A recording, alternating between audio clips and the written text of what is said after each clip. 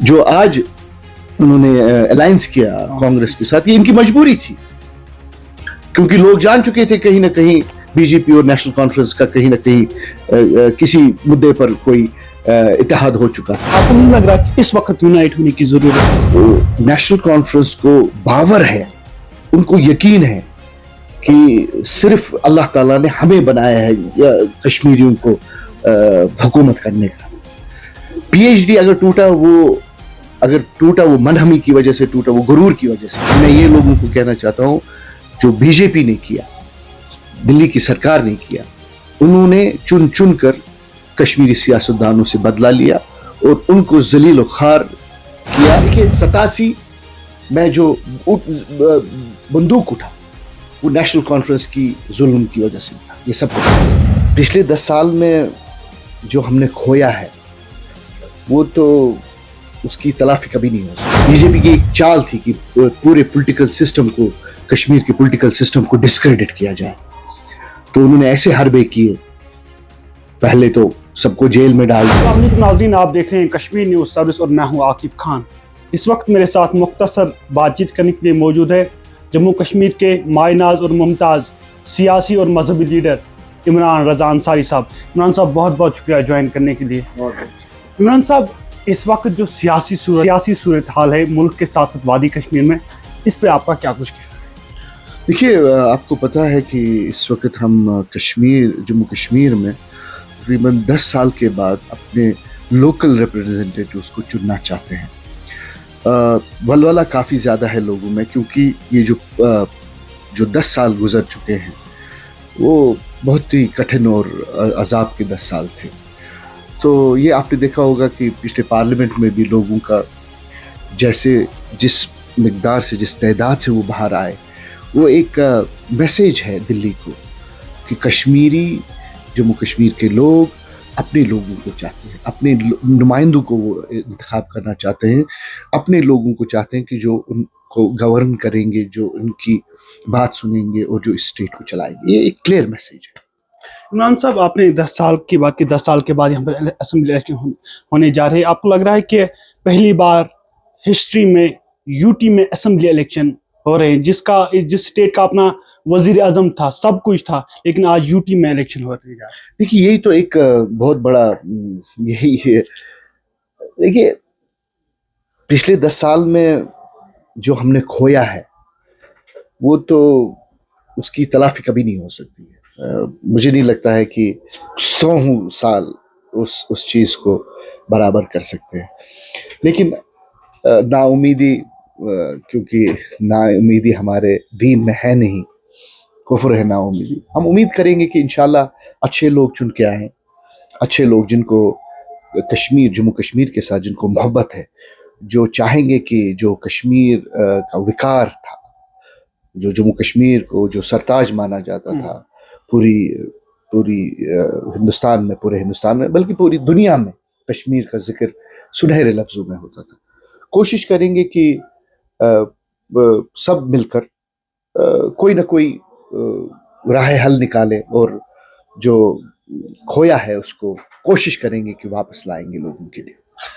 عمران صاحب کو ذاتی 5 اگست کے بعد کن مشکلاتوں کا سامنا کرنا پڑا؟ دیکھیے مجھے ذاتی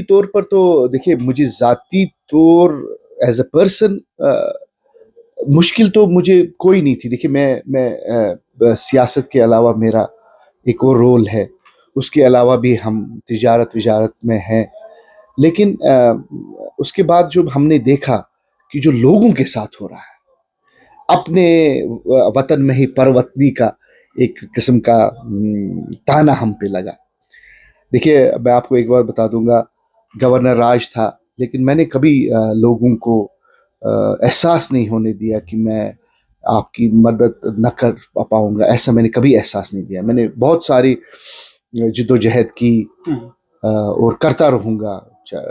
اور آپ کو میں ایک قصہ سناتا ہوں۔ جب 2019 کے بعد جب آرٹیکل چھینا گیا، جب سارا ہم سے چھینا گیا، مجھے یاد ہے 2020 کے قریب مجھے ایک سیکٹریٹ میں ایک سیکٹری کمشنر کو فون کرنا پڑا، یہ کہنے کے لیے کیونکہ لوگ یہاں پر آئے تھے، ان کو ایک پانی کا مسئلہ تھا اور پاور کا مسئلہ تھا، آپ یقین نہیں کر سکتے ہیں کہ جب میں نے ان کو فون کیا تو انہوں نے کہا سر آپ کی ڈیزگنیشن. تو میں نے ان کو کہا سر ڈیزگنیشن والا ہی آدمی آپ کو فون نہیں کر سکتا ہے کہ ایک عام شہری بھی کر سکتا ہے. تو مجھے لگتا ہے کہ وہ ایک قسم کی ایک چال تھی بی جے پی کی، جو کیونکہ بی جے پی ہی اس وقت گورنمنٹ میں ہے، بی جے پی کی ایک چال تھی کہ پورے پولیٹیکل سسٹم کو، کشمیر کے پولیٹیکل سسٹم کو ڈسکریڈٹ کیا جائے. تو انہوں نے ایسے حربے کیے، پہلے تو سب کو جیل میں ڈال دیا، اس کے بعد جب چھوڑا اس کے بعد ایسی ڈائریکشنز دے رکھی تھی اپنے افسروں کو کہ جو لوگ، جو ذی عزت لوگ تھے، جو ذی عزت شہری تھے، جن لوگوں نے ماضی میں کشمیر کی ڈیولپمنٹ کے لیے کام کیا تھا، کشمیر کی سربلندی کے لیے کام کیا تھا، ان کو ذلیل کی نظر سے دیکھتے تھے اور ان کو ہر ایک جگہ حقارت اور ذلالت کرتے تھے. میں یہ آپ کو کہہ رہا ہوں کہ جو فرسٹ ہینڈ انفارمیشن جو میرے ساتھ ہوا، ایسے بھی بہت سارے لوگوں سے ہوا. دیکھیے لوگ جو ہیں، اگر میں ایک بار ایم ایل اے رہا ہوں تو لوگوں کو یہ ہمیشہ یہ رہتا ہے کہ نہیں یہ ہمارا کام کر سکتے ہیں کیونکہ ان کی سنوائی ہو سکتی ہے. لیکن میں یہ لوگوں کو کہنا چاہتا ہوں جو بی جے پی نے کیا، دلی کی سرکار نے کیا، انہوں نے چن چن کر کشمیری سیاستدانوں سے بدلہ لیا اور ان کو ذلیل و خوار کیا، ایسے افسر لا کر کہ جو ان کی بے حرمتی کریں. اس میں آپ بھی شامل؟ بالکل شامل ہوں. میں آپ کو صاحب بات کرتا ہوں، بہت سارے مواقع ایسے ہوئے ہیں. چلیے ہم کوئی ڈیزگنیشن نہیں رکھتے ہیں لیکن ہمارا سوسائٹی میں وقار ہے. ہم سب لوگ سوسائٹی کے لیے اٹھے ہیں، ہم سب لوگ اپنے اسٹیٹ کے لیے. لیکن آپ کے افسران ایک قسم کا اپنے آپ کو کیا مطلب شاہ سمجھتے ہیں اور ان کو عادت ہے لوگوں کو ذلیل کرنے کی. 5/6 کے بعد کئی پارٹیاں یہاں پر یونائٹ بھی ہوئی اور 5/6 سے پہلے ایک تنظیم بھی بنی تھی جس کا نام پی ایچ ڈی رکھا تھا. آپ بھی اس کا حصہ، بعد میں آپ اس سے آپ نے الوداع کیا اس کو. تو یہ بتائیے کہ آپ کو نہیں لگ رہا کہ اس وقت یونائٹ ہونے کی ضرورت ہے؟ دیکھیے یہ جو یونٹی ون سائیڈڈ اگر ہم یہ سلوگن دیتے ہیں یہ کسی کام کا نہیں ہے. دیکھیے یہاں نیشنل کانفرنس کو باور ہے، ان کو یقین ہے کہ صرف اللہ تعالیٰ نے ہمیں بنایا ہے کشمیریوں کو حکومت کرنے کا.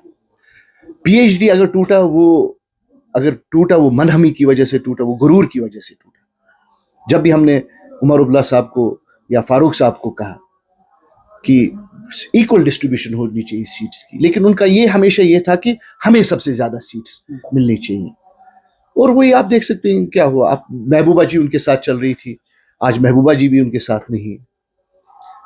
دیکھیے یہ ہائی ہیڈڈنیس تو نہیں چلے گی. دیکھیے اگر ایک پرابلم کو اگر ہمیں سالو کرنا ہے تو جو بھی اسٹیک ہولڈرز ہیں، جتنی بھی پولیٹیکل پارٹیز ہیں، ان کو آن بورڈ لینا چاہیے تھا لیکن نہیں لیا. تو اس سے صاف ظاہر ہوا کہ نیشنل کانفرنس کو ہر ایک کے ساتھ چلنے میں تکلیف ہوتی ہے. اور جو آج کا انہوں نے کیا، جو آج انہوں نے الائنس کیا کانگریس کے ساتھ، یہ ان کی مجبوری تھی کیونکہ لوگ جان چکے تھے کہیں نہ کہیں بی جے پی اور نیشنل کانفرنس کا کہیں نہ کہیں کسی مدعے پر کوئی اتحاد ہو چکا تھا. یہ تو انہوں نے مجبوری میں کیا. آپ دیکھ لیجئے اگر الائنس کرنا تھا، الائنس میں کہا انہوں نے جی اب ہم فرینڈلی بھی کریں گے. یہ فرینڈلی، وہ یہ الائنس، اس کے بعد جہاں انہوں نے باقی تنظیموں کو یہ دی وہاں اپنے پراکسیز کھڑے کریں گے وغیرہ کریں گے. یہ نیشنل کانفرنس کی پرانی عادت ہے اور انشاءاللہ مجھے لگتا ہے کہ لوگ سمجھ رہے ہیں کہ نیشنل کانفرنس کس دشا کی طرف جا رہا ہے. مولانا صاحب ایک اہم سوال ہے کہ بیوروکریٹ اور پولیٹیکل لیڈر میں آپ کو کتنی ڈفرینس لگ رہی ہے؟ کیونکہ آئے دن ہم دیکھ رہے ہیں کہ آپ بیوروکریٹ بھی حصہ لے رہے ہیں. دیکھیے وہ حصہ لے رہے ہیں جب یا تو وہ نزدیک ہوتے ہیں ریٹائرمنٹ کے یا وہ ریٹائرمنٹ کے بعد لے رہے ہیں. جب بیوروکریٹس، دیکھیے آپ کو پتہ ہے کہ یہ بڑے افسر ہوتے ہیں اور ان کی قلم میں طاقت ہوتی ہے. جب ان کی قلم میں طاقت ہوتی تب وہ کام نہیں کرتے ہیں. اب جب وہ پینشنئرز ہو جاتے ہیں، کہتے ہیں کہ اپنے آپ کو اور ریلیونٹ رکھیں گے اور لوگوں کو پھسلا لیتے ہیں. جیسے آپ نے دیکھا ہوگا میری کانسٹیٹوئنسی میں ایک ٹاپ کاپ ہے جو اس وقت الیکشن لڑ رہا ہے. 60 سال تک تو اس نے پٹن کا کبھی اس کو پٹن یاد نہیں آیا. 60 साल के तक तो उन्होंने नौकरी की. उसके बाद जब देखा कि अब कोई सामने कोई नया प्रोजेक्ट नहीं लिख रहा है, कहा चलो सियासत में टांग डाल दे. तो ऐसे ही बाकी जगहों पर भी हो रहा है. ब्यूरोक्रेट्स उठ रहे हैं, पुलिस वाले उठ रहे हैं, ये सब वही उठ रहे हैं कि जो जॉबलेस है. नो, दे वांट अ री एम्प्लॉयमेंट. तो ठीक है. एक अहम सवाल, 87 से पहले भी यहाँ पर काफी बढ़ चढ़ कर नौजवान सभी हिस्सा ले रहे थे असेंबली इलेक्शन में, और 87 के बाद दूसरा सिनेरियो हमने देखा. लेकिन हाल ही में जब लोकसभा इलेक्शन देखे तो फिर से एक बार नौजवानों ने बहुत काफी तादाद में यहाँ पर लोकसभा इलेक्शन में हिस्सा. आपको लग रहा है कि अब ये डिफरेंट हो चुका है, कि ये मालूम नहीं है कि कौन जीतेगा, किसके पास अक्सरियत है, और जो इससे पहले होता था कि पर्टिकुलर अपने वर्कर्स रखे थे वही जीता था कॉन्स्टिट्यूंसी में, नौजवान हिस्सा नहीं ले रहे, बाइकआउट होता था, क्या कहेंगे? देखिए, 87 की चोरी ने ही कश्मीर का मुकद्दर बदल दिया. हमारा नौजवान बंदूक उठाने पर आमादा हो गया. क्यों? क्योंकि उसके साथ विश्वासघात हुआ था, कश्मीरी नौजवान के वोट की चोरी हुई थी. लेकिन अल्हम्दुलिल्लाह पिछले इलेक्शन में आपने देखा होगा, यही जवान उठा और इसने पूरे कश्मीर का पॉलिटिकल लैंडस्केप चेंज किया. जवानों में ताकत है, जवानों में एनर्जी है. जवानों को देखना है कि इनका कौन रिप्रेजेंट कर सकता है, इनकी एस्पायरेशंस को कौन पूरा कर सकता है, और इनके मुश्किलात को कौन अजाला कर सकता है. देखिए, 87 में जो बंदूक उठा वो नेशनल कॉन्फ्रेंस की जुल्म की वजह से उठा, ये सबको पता है. अगर 87 में वो चोरी नहीं होती, जो लोग जीत चुके थे, उनको जीतने के बाद अगर उनको हराया न गया होता, मुझे नहीं लगता है कि कोई यहाँ एंटी नेशनल होता या कोई भी हिंदुस्तान के आइन के खिलाफ होता. इन्होंने मजबूर किया. लेकिन आज जिन्होंने कश्मीरी को उस एक सिचुएशन में पहुंचाया, आज वही चाहते हैं, उन्हीं का स्लोगन है कि हम कश्मीर में जो भी मुश्किलें हुए हैं, हम अब उसकी भराई करेंगे, उस दर्द को हम ठीक करेंगे. ये लोगों को देखना है कि एक आदमी जिसने प्रॉब्लम क्रिएट की है, क्या उस प्रॉब्लम को वो हल कर सकता है. लोकसभा इलेक्शन में आपने बारामूला से सज्जाद गनी पार्टी के सदर सज्जाद गनी लोन साहब को होता था, लेकिन हमने देखा कि अलपल 3 लाख वोटों से इंजीनियर रशीद साहब ने उसको शिकस्त दी. ये बताइए कि आपको लग रहा है कि उस वक्त आपको एक टैग लगा बीजेपी, कितना नुकसान हुआ उस टैग लगने से आपको? देखिए, वो टैग भी लगाया गया ना, कसदन लगाया गया. नेशनल कॉन्फ्रेंस ने, देखिए आप देख लीजिए, आज नेशनल कॉन्फ्रेंस की ये सिचुएशन है. आज जमात इस्लामी लड़ना चाहती है इलेक्शन,